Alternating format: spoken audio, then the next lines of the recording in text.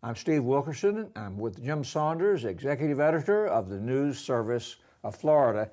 Jim, red light cameras. Some people love them if they're making money off of them, and some people hate them if they're paying the fines. And there's legislation moving through the Florida legislature, both the House and Senate, to do something about them one way or the other. The House would say, let's prohibit any future red light cameras and reduce the fines that local governments could impose.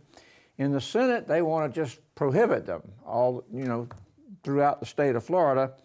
And this has stirred up a hornet's nest on all sides of the issue. Let's talk. Well, it is an issue about money on all sides. Like you said, a lot of people don't like paying $158 fines when they get zapped by one of these things. One of my children has. She didn't like it. And on the other hand, local governments are receiving a lot of money, and they say, that it's a valid way to enforce the law. There's also the red light camera companies are involved. It's kind of an interesting issue that's going to play out. It's been slow to materialize during session, actually, a little slower than what some of us thought. We're almost at halfway. We're almost at halfway in session. But Senate President Don Gates and House Speaker Will Weatherford have both told us that if they had it their way, Florida never would have passed a red light camera law. They don't like it that much, which indicates that there may be some momentum for something to happen this year. In the Senate, the effort is being sponsored by the transportation chairman there, Jeff Brandes. So that also could give it a little bit of a push. Like sort of alluded to, though, there's a very strong lobby sort of coalition that is out there to try to keep red light cameras in place.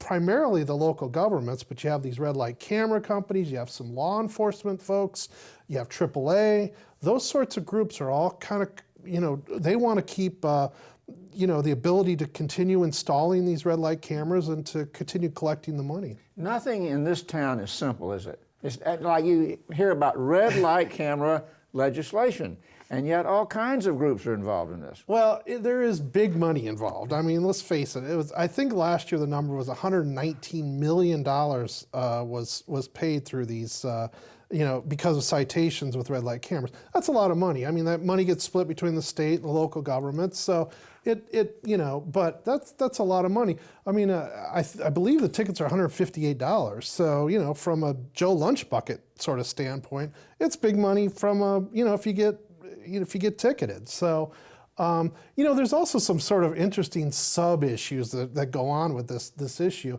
For instance, the lengths of yellow lights. I mean, who would think of that? But if you make the yellow lights shorter, people will, be more likely to get tickets. So there's issues like that within the debate that are sort of interesting as well. Let's do an update on legislation we've discussed in the past, which is allowing in-state tuition rates for students who are, in fact, illegal immigrants. The House Speaker, Mr. Weatherford, is for that. Senate President Don Gates is strongly against it. What are the recent updates on that? I think as the session goes along, this is going to be probably one of the most interesting political issues to watch. The House has actually passed a bill that would allow undocumented immigrant students to get in-state tuition. They have to meet some qualifications. They've had to go through Florida high schools so basically someone just couldn't move in from, out of state or out of country and get in-state tuition. They've passed the bill, but there was a lot of Republicans who were opposed to it. The bill passed, but it was about half the support came from Democrats and half came from Republicans, and there was a lot of Republicans opposed. The real battleground is going to be in the Senate, though. During its first committee, the bill there passed by a 5-4 margin. I mean, and so you've got Don Gates, the Senate president, against it. Another sort of influential senator who's against is Elizabeth Benequista, who's the majority leader in the Senate. She's running in a congressional race, special election down in Southwest Florida.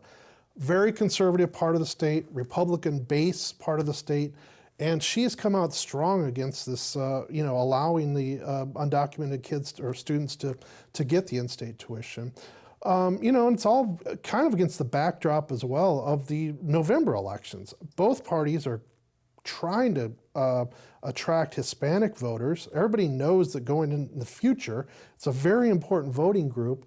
And, so... Yet some parents of children who were born and raised in Florida don't like the idea of students who are in fact illegal immigrants paying the same rate that they pay. That's the point that Don Gates has made, that sort of play by the rules and you benefit from in-state tuition. In-state tuition can save families thousands and thousands of dollars a year, and over 4 years in a university system, potentially tens of thousands of dollars.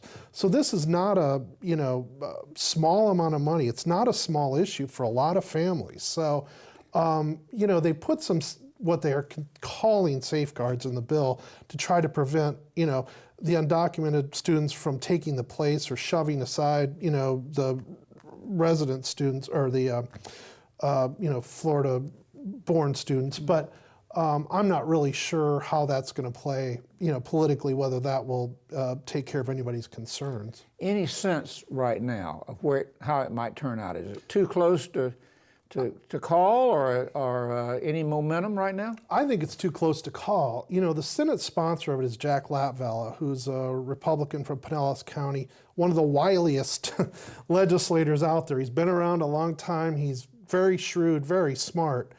But like I said, he barely got it through its first committee, and I think it has to go through 3 more committees before it even hits the Senate floor. That's a lot of votes and a lot of time for things to get messy. Thanks, Jim. For more news about Florida politics and government, visit the Advances section of our website.